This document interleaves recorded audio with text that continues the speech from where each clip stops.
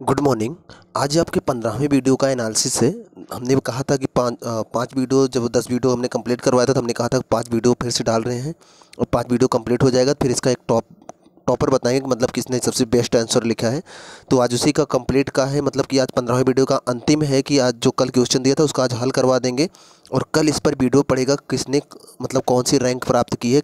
अभी तक जो 5 वीडियो पे उत्तर आए हैं सबसे बेस्ट उत्तर किसका है। कल इस वीडियो छोटा सा पड़ेगा 1 मिनट का, उसमें रैंक पता चल जाएगी। जैसे आपको पिछली बार रैंक 10 वीडियो का पता चला था, उसके बाद 16 नंबर से 20 नंबर तक का वीडियो का रैंक फिर से बनाया जाएगा। मतलब कि परसों से आपको 16, 17, 18, 19, 20 5 वीडियो फिर से मिलेंगे और उस पर आप आंसर राइटिंग करिएगा और उसका 20वें वीडियो का कंप्लीट होने के बाद उसकी रैंक फिर से बनाई जाएगी। तो जो लोग नहीं लिख रहे हो धीरे धीरे लिखने की आदत डालो और जो आंसर बताए जा रहे हैं, जो भी क्वेश्चन का आंसर बताए जा रहे हैं उसको अपने दिमाग में सेव करिएगा। किसी भी एग्जाम में कहीं भी तैयारी करोगे ज़रूर उसका आंसर आपको ज़रूर मिलेगा और कहीं ना कहीं आपको ये काम देगा। और ऐसा कुछ भी नहीं बताया जा रहा है जो आपके लिए महत्वपूर्ण ना हो। आप अगर बराबर वीडियो देख रहे होंगे तो 1 से लेकर 15 की वीडियो में कुछ ना कुछ नया ज़रूर सीखे होंगे। आपको बहुत काम आने वाला ये सब चीज़ें, बहुत ध्यान से इन सबको अपने दिमाग में रखिएगा। अगर ना रख पाओ दिमाग में, नोट करके कहीं इनको लिखते जाइएगा। जो मैं क्वेश्चन करवा रहा हूँ उसका आंसर लिखते जाइएगा। एक एक लाइन क्वेश्चन लिखिए, उसके सामने उसका आंसर लिखिए। याद हो जाएगा ना तो हमेशा काम देगा। ठीक है, क्वेश्चन थोड़ा सा मैंने शायद टफ दे दिया है लेकिन बहुत लोगों ने बहुत अच्छा अच्छा आंसर दिया है। तो चलिए एक बार मैं आंसर करवा देता हूँ, उसके बाद कमेंट में चेक करवा लेता हूँ। बस आज क्वेश्चन नहीं देना है तो केवल कमेंट चेक करवा के रखेंगे, उसके बाद कल आपकी रैंक की एनालिसिस करेंगे। वैसे कि इस बार तो बड़ा थोड़ी सी प्रॉब्लम भी हो गई है क्योंकि काफ़ी अच्छे लोगों ने काफ़ी अच्छा आंसर लिखा है और थोड़ा सा मुश्किल हो जाएगा एनालिसिस करना। फिर भी कोशिश करके मैं कल आंसर दूंगा, मतलब रैंक बनाऊंगा। चलिए आज का क्वेश्चन का एनालिसिस करते हैं। देखो, एनालिसिस के अलावा जो भी एक्स्ट्रा फैक्ट बताऊं उसको अपने दिमाग में सेव रखिएगा, पेपर में पूछा जाता है। क्वेश्चन ये था, सरोजिनी नायडू को पहली बार भारत कोकिला कब और किसने कहा था। दरअसल सरोजिनी नायडू के पिता का नाम सुने होगा, गवर्नर चट्टोपाध्याय थे और बहुत बड़े जानकार थे। सरोजिनी नायडू भी बहुत पढ़ी लिखी थी। माना जाता है 12-13 साल की उम्र में इन्हें मैट्रिक के बारे में, मतलब मैट्रिक की परीक्षा पास के लिए इतनी जानकार थी ये। तो अच्छी खासी इनके मतलब कविताएं बचपन से लिखती थी, बहुत बचपन से ये बहुत सारी कविताएं लिखी थी और बहुत जानकार थी। तो और जब कविताएं लिखती थी तो बहुत सुरीली आवाज़ में उनको गाती भी थी। इनकी आवाज़ भी बहुत सुरीली थी, बहुत अच्छा बोलती थी, वक्ता बहुत अच्छी थी, भाषण बहुत अच्छा देती थी। गांधी जी के साथ उनके नमक सत्याग्रह में कई बार हिस्सा ली थी। गोपाल कृष्ण गोखले के साथ इन्होंने कई आंदोलन किए थे, मतलब कि क्रांतिकारी नेता के रूप में जानी जाती हैं।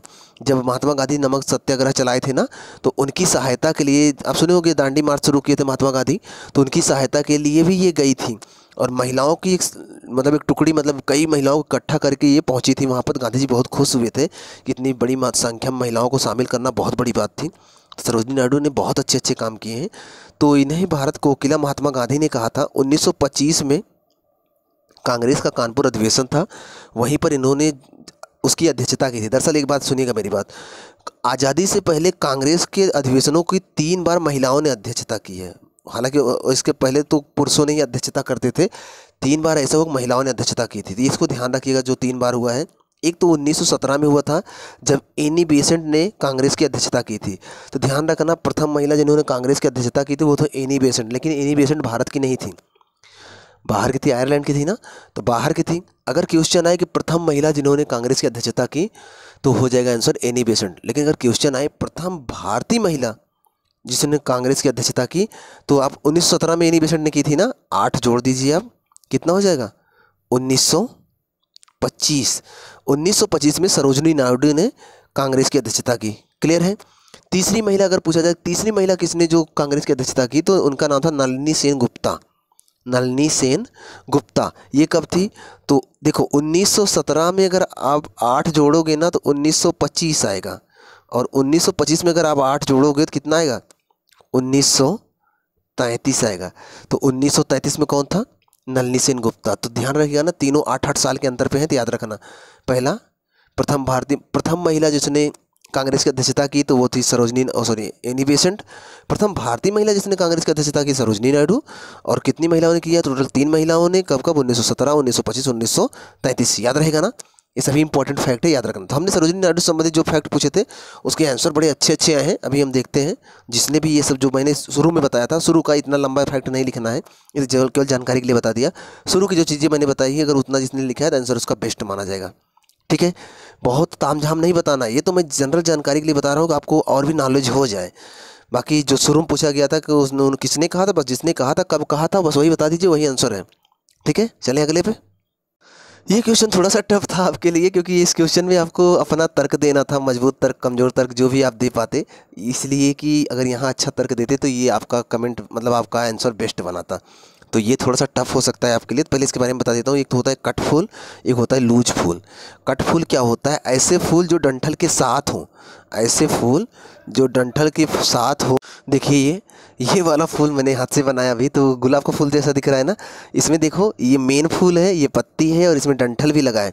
तो ऐसे फूल जो अकेले नहीं होते, मतलब कि जो समूह में नहीं होते, अकेले होते हैं और अकेले ही स्पेशल बन के सामने आते हैं, ऐसे फूलों को बोलते हैं कट फूल। जिन्हें काट कर लाया गया है, डंठल के साथ होते हैं ना, उन्हें कट फूल बोलते हैं और अकेले नहीं होते। ये हमें शिक्षा क्या देते हैं? अकेले रहो तो स्पेशल बन के रहो, अकेले रहो। भीड़ में रहोगे तो आपकी अपनी छवि, अपना जो एक वर्चस्व होता है, अपनी पहचान जो होती है को खो जाती है। भीड़ में आपकी पहचान खो जाती है, इसलिए अकेले रहो। अब जो लोग कट फूल होते हैं, देख दो, अक्सर कांटों में खिलते हैं। मेहनत से मतलब रहो, कठिनाइयों को झेल कर आगे बढ़ो और स्पेशल बन के रहो, तभी आपको दुनिया आपका सम्मान करेगी। ठीक है, अभी मैं कुछ कट फूल आपको दिखाता हूँ। अक्सर लोग दूसरे को जब प्रपोज करते हैं, देखते हैं ना, लड़के लड़कियों को, अक्सर लड़के तो लड़कियों को प्रपोज करते हैं, लड़कियाँ कहाँ बहुत मिलती हैं, लड़कियाँ बहुत कम होती हैं जो लड़कों को प्रपोज करने निकले। अक्सर देखते हो प्रपोज में लोग कट फूल लेकर ही जाते हैं। पत्ती लगा रहता है, फूल रहता है, डंठल के साथ रहता है ना। लूज फूल कब होता है यूज? ध्यान समझिएगा। लूज फूल क्या होता है? लूज फूल वो होता है, वो अकेले होते हैं, मतलब अकेले अकेले छोटे छोटे होते हैं, वो डंठल के साथ नहीं होते। छोटे छोटे फूल होते हैं, वो ढेर सारे इकट्ठे होते हैं और इकट्ठे में एक समूह बनाते हैं। समूह बनकर एक विशेषता दिखाते हैं। जैसे कि गजरे में जो फूल लगता है, जो कि बालों में गजरा लगाया जाता है ना, उसमें ढेर सारे फूल होते हैं, तो वो क्या है? सब लूज फूल हैं।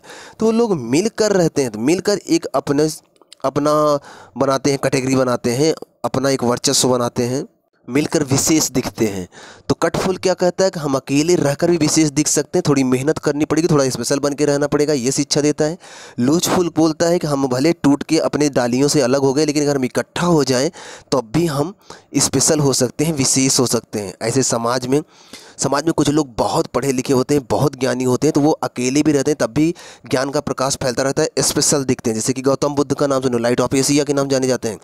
लेकिन कुछ लोग लूज फूल के उस तरह होते हैं कि मतलब कम ज्ञानी होते हैं, कम जानकार होते हैं, लेकिन अपना एक समूह बना लेते हैं और उस समूह के द्वारा एक बहुत बड़ी संस्था संचालित करते हैं और उस संस्था से उनका पहचान होता है। ठीक है, जैसे बहुत सारी संस्थाएं हैं, जैसे कि जो अभी ओला उबर का चलता है, जोमेटो का चलता है। जोमेटो के अकेले चलता है? बहुत सारे लोगों का समूह है जोमेटो। कंपनियां जैसे मुकेश अंबानी की कंपनी रिलायंस हुई, क्या अकेले है उनकी कंपनी? नहीं, बहुत सारे लोगों को मिलकर वो समूह है ना कंपनी। तो ऐसे लूज फूल की तरह होते हैं। लूज फूल ये सिखाते हैं कि अगर हम समूह में रहें तब भी हम स्पेशल बन सकते हैं, अपनी एक पहचान बना सकते हैं। कट फूल बोलते हैं कि हम अकेले ही मेहनत करके अपने को ऐसा बनाएंगे कि लोग हमारा पहचान अकेले के दम पर सीखें।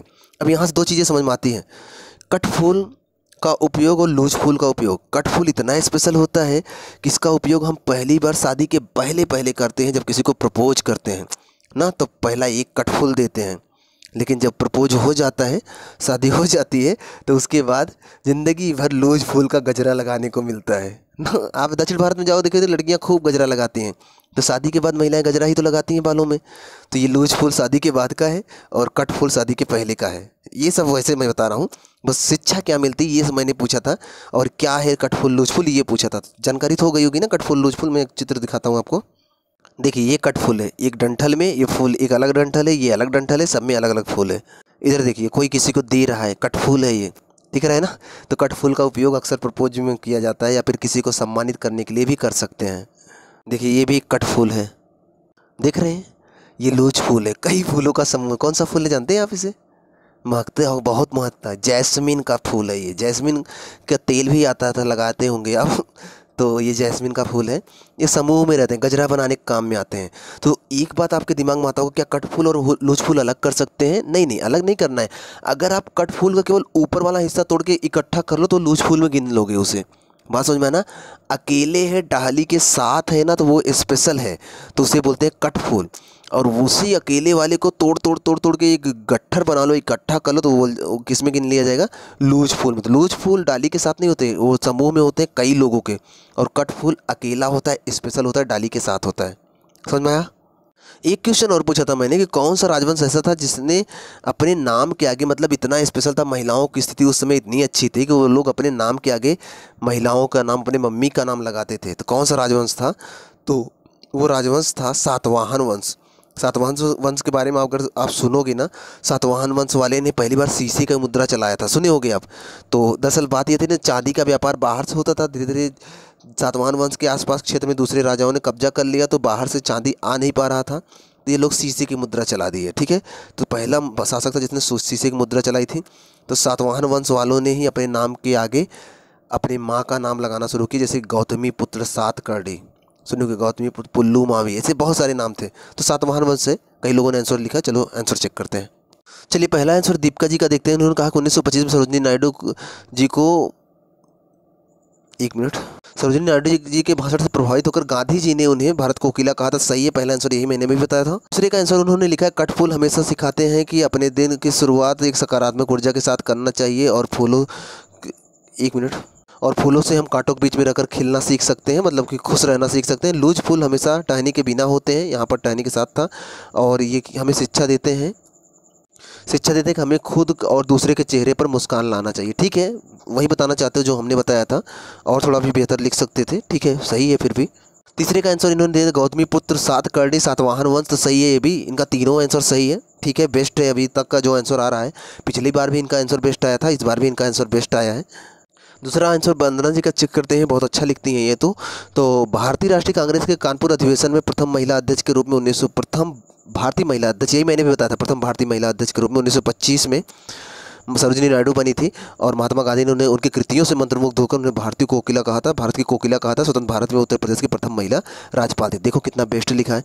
एक ही आंसर को देखो कितने अच्छे तरीके से कितने लोग लिखते हैं, तो कितना सुधार किया जा सकता है। आंसर बहुत बेस्ट माना जाएगा ये वाला। दूसरे का आंसर इन्होंने लिखा है कि फूल हमें कांटों के बीच खिलना सिखाते, दूसरों को सुगंध बांटना सिखाते हैं, लोगों की भावनाओं को समझते हुए विभिन्न अवसरों पर अपनी उपयुक्तता सिद्ध करते हैं। ठीक है, इन्होंने तो ये तो बता दिया, लेकिन जो मेन क्वेश्चन मैंने पूछा था कट फूल और लूज फूल होते क्या है, उसका आंसर अब आपने नहीं दिया है। आपका ये आंसर बहुत बेस्ट नहीं माना जा सकता है, फिर भी जो समझाया है ठीक ही है वो। तीसरे का आंसर भी आपका बहुत बेस्ट माना जा सकता है। 60वीं ईसा पूर्व सिमुक ने सातवाहन वंश की स्थापना की, सही है। जो आधुनिक भारत के महाराष्ट्र और औरंगाबाद के क्षेत्र में सातवाहन वंश का जो ढांचा था मात्र सत्तात्मक था, लेकिन राजकुल सत्तात्मक था, ये भी सही है, बेस्ट लिखा आपने। और राज सिंहासन का उत्तराधिकारी पुत्र होता था, और इसी में वो मतलब कि महिलाओं का नाम आगे जोड़ा गया, तो सही था। इन्होंने यहाँ बोला भी है, सॉरी सर दूसरे क्वेश्चन का ठीक से आंसर मैंने नहीं लिखा है। ठीक है, मतलब अपनी गलती भी स्वीकार कर लिए। ठीक है, पहला तीसरा आंसर बेस्ट है आपका, दूसरा आंसर भी बेस्ट हो जाता थोड़ा सा अगर आप कट फुल और लूज फुल बता दी होती। वंदना जी, आपने इसके पहले भी एक क्वेश्चन में गलती की थी, आपको याद होगा, अनुच्छेद 25 जो आपने लिखा था, जहां मैंने जीवन जीने का, पर्यावरण का अधिकार और शिक्षा का अधिकार पूछा था, तो वहां आपने 25 डाला था। एक गड़बड़ी वहां भी है, तो ध्यान रखिएगा। छोटी छोटी गड़बड़ियां ही हमें पीछे ढकेल देती हैं, तो जब भी आप कुछ नोट किया करें, लिखा करें, तो कोशिश किया करें कि एक भी गड़बड़ी ना हो, सामने वाला आपके अंदर कोई भी कमी निकाल ना पाए, ऐसा अपना तर्क रखें, नहीं तो छोटी सी भी गड़बड़ी इतना कंपटीशन है कि पीछे ढकेल सकता है। सतीश जी का आंसर चेक करते हैं। सर गांधी जी सरोजिनी नायडू के भाषण से प्रभावित होकर उन्हें भारत कोकिला कहा जब 1925 में भारतीय राष्ट्रीय कांग्रेस के कानपुर अधिवेशन में अध्यक्ष बनी थी। सही है, बेस्ट है, ठीक है, अच्छा लिखे। दूसरे का आंसर इन्होंने लिखा, सर कटफूल टहनी के साथ होते हैं जैसे गुलाब, लूज फूल टहनी के बिना जैसे कनेर के होते हैं। सर हमें कटफूल से शिक्षा मिलती है कि हमें जन्म के देने वाले माता पिता से जुड़कर रहना चाहिए, जैसे गुलाब का फूल अलग होने के बाद भी टहनी जुड़ा रहता है। ठीक है, बहुत अच्छा इन्होंने लिखा है। दूसरा इन्होंने लूज फूल से हमें यह शिक्षा मिलती है कि हमें अपनों के लिए जितना हो सके त्याग कर देना चाहिए। कितना लूज फूल से शिक्षा मिलती है कि हमें जितना हो सके अपनों के लिए त्याग करना, कितना अच्छा इन्होंने लिखा, बेस्ट है। कनेर टहनी से अलग हो जाता है। और इन्होंने तीसरे का आंसर लिखा, सर सातवाहन वंश की स्थापना 230 से 60 ईसा पूर्व के बीच राज सिमुक ने की थी। सातवाहन राजवंश मात्र सत्तात्मक था, और मतलब कि यहाँ पर मतलब कि माँ ही बेटे के साथ मिलकर कई बार माँ ही शासन करती थी, तो इसमें ये प्रथा थी, तो ठीक है, अच्छा लिखा है इन्होंने। तीनों आंसर ठीक ठाक लिखा है, बहुत बेस्ट माना जाएगा। इनके आंसर काफ़ी अच्छे आ रहे हैं, पिछले आंसर भी अच्छे आए थे, उसके पिछले भी आंसर अच्छे आए थे। विशाल यादव का आंसर चेक करते हैं। हालांकि ये बहुत लंबा लिखते हैं, आप सुधार करिए थोड़ा सा, इतना ज़्यादा मत लिखा करिए, थोड़ा सा आप देखिए और लोग कितना छोटा छोटा लिखते हैं, लेकिन लिखते अच्छा है, लेकिन थोड़ा ज़्यादा शब्द ले लेते हैं। तो थोड़ा इनका चेक करते हैं कि सरोजिनी नायडू को भारत कोकिला महात्मा गांधी ने कहा था, उनकी कविता से, उनके मधुर मतलब लयबद्ध शब्दों से प्रभावित होकर 1925 में भारत कोकिला इनको कहा गया था। तो ठीक है, ये वाला पहला आंसर सही है। इसके बाद इन्होंने तीसरे का आंसर लिखा सातवाहन वंश के लोग थे जो शासन के मतलब सम्मान मिलता था, मतलब महिलाओं को बहुत सम्मान मिलता था। तो सही है, ये भी सही लिखा है इन्होंने। जैसे गौतमी पुत्र यहाँ लिखा ना, गौतमी पुत्र सातकर्णी। देखिए इन्होंने क्या लिखा है, जिस प्रकार कटफूल का उपयोग गुलदस्ते में, टोकरियों में किया जाता है और फूलों की विशेषता सजावट में प्रयोग करते हैं और ये हमेशा मतलब कि सुगंध बढ़ाने का काम करते हैं, उसी प्रकार हमें अपने जीवन में हमेशा अपनी लाइफ में सफल होने का प्रयास करना चाहिए। और एक चीज़ इन्होंने जो लिखा है, यही से शिक्षा क्या मिल रही है ये नहीं समझ में आ रहा है कि ढीले फूल हमें कमज़ोर बनने की प्रेरणा देते हैं। तो कमज़ोर बनने की प्रेरणा क्यों लोगे आप, और क्यों दो, किसी खास जगह नहीं, इनका उपयोग किसी खास जगह नहीं, ये तर्क आपका अच्छा नहीं माना जाएगा। ढीले फूल अगर हमें कमज़ोर बनने की प्रेरणा दे रहे हैं तो उस प्रेरणा का सही उपयोग कहाँ होगा ये आपने नहीं लिखा है। इसका मतलब कमज़ोर तो नहीं बनना चाहिए हमें ना। अगर किसी पक्ष में आप कमज़ोर बन रहे हो तो क्यों बन रहे हो, वो पक्ष क्यों सही है ये तो बताना पड़ेगा ना। इसलिए ये वाला पक्ष आपका मजबूत नहीं माना जाएगा। पहला दूसरा आंसर आपका बेस्ट है, तीसरे आंसर में थोड़ी सी कमी रह गई है। कम शब्दों में और अच्छे से लिखने की कोशिश किया करें आप। एक बात लास्ट में लिखा है कि हमें अपनी लाइफ में हमेशा फूलों की तरह रहना चाहिए, कि अपने के साथ साथ खुद के महक के साथ साथ जिसकी उंगलियों पर जाए उसको भी महका दें, मतलब जहाँ जाए वहाँ भी महका दें, लोगों को सुगंधित कर दें, यही कहने का मतलब है। तो सही है, ठीक है, लेकिन इतना बेस्ट नहीं है जो और अच्छे से आप लिख सकते हो, जैसे कि और लोगों ने लिखा, अभी आप देखे होगे, ज़रूर देखे होगे। ठीक है, फिर भी आपने सभी पे आंसर लिखा, बहुत अच्छी बात है, बहुत बेस्ट लिखा है आपने। मुस्कान शेख ने क्या लिखा है कि hello dear sir, hello my dear sir, Sarojini Naidu को भारत को किला महात्मा गांधी ने 1925 में कहा था। ठीक है, आंसर सही है। और वो क्या लिखा है कि यूपी में गवर्नर बनने वाली प्रथम भारतीय महिला थी, ये भी सही है। सही है। दूसरे का उन्होंने तीसरे का आंसर गौतमी पुत्र सातकर्णी, सातवाहन वंश में ये लोग थे जो कि ऐसा मतलब कि अपने नाम के आगे महिलाओं का नाम लगाते थे और महिलाओं का उसमें बड़ा वर्चस्व था। तो ये तीसरा भी सही है और पहला भी सही है। दूसरे का आंसर लिखा फूल हमें कांटों के बीच में सीखना और खिलना और दूसरों के बीच दूरियों कम करना और सभी के भावनाओं को इज्जत करना, ये सब चीज़ें और विभिन्न अवसरों पर उपयोगिता सिखाते हैं। ठीक है, लेकिन उन्होंने फिर लिखा कि सॉरी सर, मुझे दूसरा क्वेश्चन नहीं आ रहा है, पर लिखी हूँ, हमको जो लग रहा था बहुत अच्छे से आंसर की हूँ। ठीक है, लेकिन आपने बताया नहीं कटफुल और लूजफुल में अंतर क्या है, ये बताना चाहिए था। जो क्वेश्चन पूछा गया आपने उसका आंसर पूरा नहीं दिया है, तो आपका दूसरे का आंसर बहुत बेस्ट नहीं माना जाएगा, पहला तीसरा सही है आंसर आपका। इसके अलावा इन्होंने मेरा हाल भी पूछा है, तो हम ठीक है। सोनम ने आंसर लिखा है, बहुत अच्छा आंसर है इनका, कि 1925 में कांग्रेस का प्रथम अधिवेशन, कांग्रेस के प्रथम नहीं था, ये गलत है। प्रथम अधिवेशन तो 1885 में हुआ था ना। इन्हें भारत कोकिला मतलब किसी महिला ने जब अध्यक्षता की थी तब ये प्रथम था, मतलब भारतीय महिला ने जब अध्यक्षता की थी तो भारत कोकिला कहा था। ये आंसर सही है, लेकिन ये प्रथम जो लिखे हो यही गड़बड़ है। कट फूल वे फूल हो जो टहनी के सहित तोड़े जाते हैं और कांटे भी होते हैं, गुलाब जैसे गुलाब, तो सही है। लूज फूल जो टहनी के साथ नहीं होते और कांटे ना के बराबर होते हैं, जैसे कि अभी बताए थे चमेली, यहाँ पर लिखा गया है, मैंने जैस्मिन बताया था। तर्क बड़ा अच्छा दिया इन्होंने कि फूल हमेशा प्रकाश की ओर देखने के लिए ऊपर रहते हैं, छाया को देखने के लिए नीचे नहीं होते। उसी प्रकार हमें उज्ज्वल पक्ष को देखना चाहिए, कभी जो अंधेरे में पक्ष को, मतलब अंधेरे वाले पक्ष को क्या देखना, कि जो हमारे साथ मतलब बुरा हुआ उसी को सोच सोच के दुखी होने से अच्छा है कि हम आगे बढ़ जाएं। तो ये बात इन्होंने सही कही है, अच्छी बात है, अच्छा लिखा आपने। फूलों के साथ, एक मिनट और सुन लीजिए इसको भी, फूलों के साथ कांटे भी है फिर भी वो मुस्कुराते हैं, कितनी भी मुसीबत हो मुस्कुराते रहना चाहिए। सही है, कितनी अच्छी चीज़ शिक्षा लिखा है इन्होंने, अच्छी बात है। और ये कि इन्होंने जो आंसर दिया है कि सातकर्णी वंश मतलब सातवाहन वंश में, जिसमें वो अपने नाम के आगे माँ का नाम लगा देते, तो ये भी सही है। तीसरा इनका मतलब इनका तीनों आंसर सही है, बेस्ट आंसर माना जाएगा। हालांकि कई दिनों बाद इनका आंसर आया है, फिर भी अच्छा आंसर आया है। ये सुमन देवी का आंसर पिछली बार भी आया था बहुत छोटा सा, इस बार भी बहुत छोटा सा है। 1925 में सरोजिनी नायडू को महात्मा गांधी जी ने पहली बार भारत कोकिला कहा था। सही है आपका, लेकिन सभी आंसर तो आपने नहीं लिखा है सुमन जी। वही हाल साक्षी जी का भी है। 1925 में सरोजिनी नायडू को के भाषण से प्रभावित होकर गांधी जी ने उन्हें कहा था। तो एक ही आंसर तो लिखी हो आप, और कौन लिखेगा। राज ने भी आंसर लिखा, सरोजिनी नायडू को इस स्पीच से प्रभावित होकर महात्मा गांधी ने 1925 में भारत कोकिला कहा। सही है। तीसरे का आंसर ने लिखा, गौतमी पुत्र सातकर्णी मतलब सातवाहन वंश वालों ने सबसे पहले ऐसा किया था। सही है, और नाम जोड़ा था, ये भी सही है। सॉरी सर, दूसरे क्वेश्चन का आंसर नहीं आ रहा है। इन्होंने सब लोग, अक्सर लोग दूसरे के लिए सॉरी बोल दिए हैं।